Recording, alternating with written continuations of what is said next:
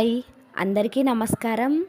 Welcome back to my channel Tejasri vlogs. నేను మీ తేజశ్రీ. అందరూ ఎలా ఉన్నారు? నేనైతే చాలా చాలా బాగున్నాను. మీరు కూడా సంతోషంగా ఆరోగ్యంగా ఉండాలని మనస్ఫూర్తిగా కోరుకుంటున్నాను. ఈరోజైతే నేను మినీ వ్లాగ్ని షేర్ చేయబోతున్నాను అనమాట. నిన్నంతా వ్రతం పనులతో బిజీ అయిపోయి ఈరోజు లేవడం కొంచెం కష్టంగానే అనిపించినా శ్రితాకైతే ఈరోజు హాఫ్ డే స్కూల్ ఉంది. అందుకని చెప్పి నేను మార్నింగే లేచి శ్రితాని రెడీ చేసి టిఫిన్ చేయించి దాన్ని స్కూల్కి పంపించేశాను. సిద్ధు అయితే ఈరోజు ఫ్రీ బర్డ్, ఈరోజు వాడికి స్కూల్ అయితే లేదు.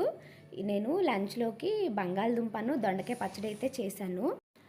మనం వ్రతం కంప్లీట్ చేసుకోవడం ఒక ఎత్తు అయితే, వ్రతం అయిపోయిన తర్వాత మనం ఇల్లంతా సర్దుకోవడం అది ఇంకొక ఎత్తు అనమాట. మనం వ్రతానికి ముందు అన్నీ తెచ్చుకోవడానికి ఎంతైతే కష్టపడతామో, వ్రతానికి ఎంత కష్టపడతామో అదే కష్టం మన ఇంటి క్లీనింగ్లో కూడా ఉంటుంది.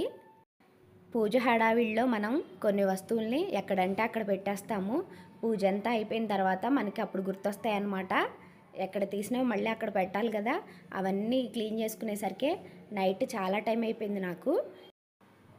ఈరోజు మేము ఇలా బయటికి ఎందుకు వచ్చాము అంటే, మేము రాఖీని కొరియర్ చేద్దామని చెప్పి బయటకు వచ్చాము.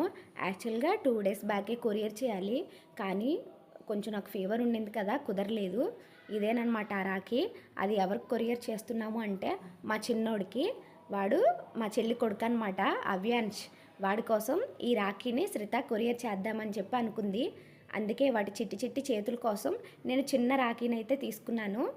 సిద్ధుకి కట్టడానికి కూడా నేను ఇవే రాఖీలు తీసుకున్నాను. సిద్ధుకి వాళ్ళ పెద్దక్క శ్రిత ఇద్దరు కడతారు కదా, వేద శ్రిత ఇద్దరు కడతారు. ఇవే రాఖీల్ని నేను అవ్యాంష్కి కూడా తీసుకున్నాను. ఆ రాఖీనే నేను అవ్యాంష్కి కొరియర్ చేశాను. అన్నీ చాలా బిజీ ఉన్నాయి, 2-3 డేస్ టైం పడుతుంది అని చెప్పి అన్నారు. 3 డేస్ బ్యాక్ ఉన్నాయి కూడా ఇంకా అలానే స్టాక్ ఉండిపోయినాయండి. ఇది మాత్రం 2 డేస్ తర్వాతే వెళ్తుంది, మండే అయితే వెళ్ళదని చెప్పారు. పోనీలే ఎప్పుడో ఒకసారి అయితే వెళ్తుంది కదా అని చెప్పి మేము కొరియర్ చేసాము. అది కొరియర్ చేసిన తర్వాత మళ్ళీ మేము వెంటనే రిటర్న్ అయిపోయాము. ఎందుకంటే ఫుల్ వర్షం పడేలా ఉందన్నమాట, మొత్తం కమ్మేసినాయి మబ్బులు. అందుకని చెప్పి మేము వెంటనే ఇంటికి రిటర్న్ అయిపోయాము. పిల్లలకైతే 3 డేస్ హాలిడేస్ వచ్చాయి. మండే కూడా రాఖీ పౌర్ణమి అని చెప్పి స్కూల్ డిక్లేర్ చేసింది హాలిడే అని చెప్పి. ఇంకా ఈ 3 డేస్ వాళ్ళని భరించాలన్నమాట, తప్పదు. ఎక్కడికన్నా బయటికి వెళ్దామంటే హెల్త్ సపోర్ట్ చేయట్లేదు, ప్లస్ వాతావరణం కూడా అనుకూలించట్లేదు. ఎప్పుడు వర్షం పడుతుందో తెలీదు, ఎప్పుడు ఎండ వస్తుందో తెలీదు. అలా ఉందన్నమాట సిచ్యువేషన్ ఇప్పుడు.